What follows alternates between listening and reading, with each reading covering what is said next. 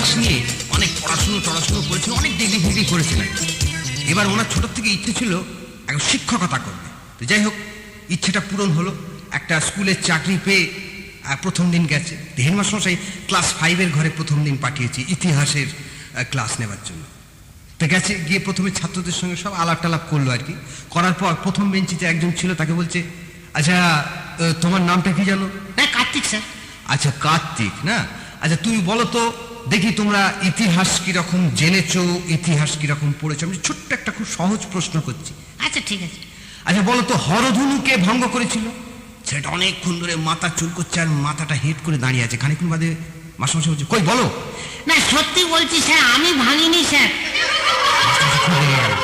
Class 5-এর পরে একটা ছেলে হরধনু কে ভেঙেছে জানে না, বলছে আমি ভাঙিনি। রাগ মাগ করে একবারে চক আর ডাস্টার নিয়ে অফিস ঘরে গিয়ে বসে আছে। এবার চিন্তা করলো, না ব্যাপারটা হেডমাস্টারমশাইকে বলা দরকার। এবার হেডমাস্টারমশাই ঘরে গিয়ে যে পর্দাটা আস্তে করে সরিয়েছে, হেডমাস্টারমশাই সাট করে তাকিয়ে বলছে, আসেন আসেন, বসেন বসেন, আমাকে স্কুল কেমন লাগতেছে কন। তখন হেডমাস্টারমশাইকে পুরো ব্যাপারটা বললো। বলাতে হেডমাস্টারমশাই বলছে, দেখেন আমাকে স্কুলের পোলাগুলো না খুব বান্দর। আরে পিটান পিটান, ওই ভাঙছে, এখন স্বীকার করতেছে না। মাস্টারমশাই দেখলো, যা বাবা কোথায় এসে পড়লাম রে বাবা। হেডমাস্টারমশাই যদি এরকম অবস্থাতে ছাত্ররা ঠিকই আছে। চিন্তা করলো, দেখি জল কদ্দূর গড়ায়।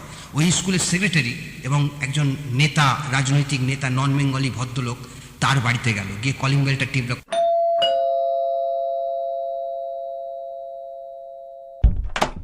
দরজাটা খুলেই বলছে, ও মাস্টারমশাই আসেন, বসেন বসেন। হ্যাঁ, তো কোনো অসুবিধা হচ্ছে না তো? এবার সেই তাকে সব ব্যাপারটা বলার পর তিনি তখন উত্তর দিলেন, দেখেন মাস্টারমশাই, সামনে এখন ইলেকশন আছে, এসব নিয়ে বেশি মাথা ঘামাবেন না। বরং এই হরধনুটা সারাতে কত টাকা লাগবে আমাকে একটা বিল করিয়ে দিন, আমি পাস করিয়ে দিচ্ছি, ঝামেলা।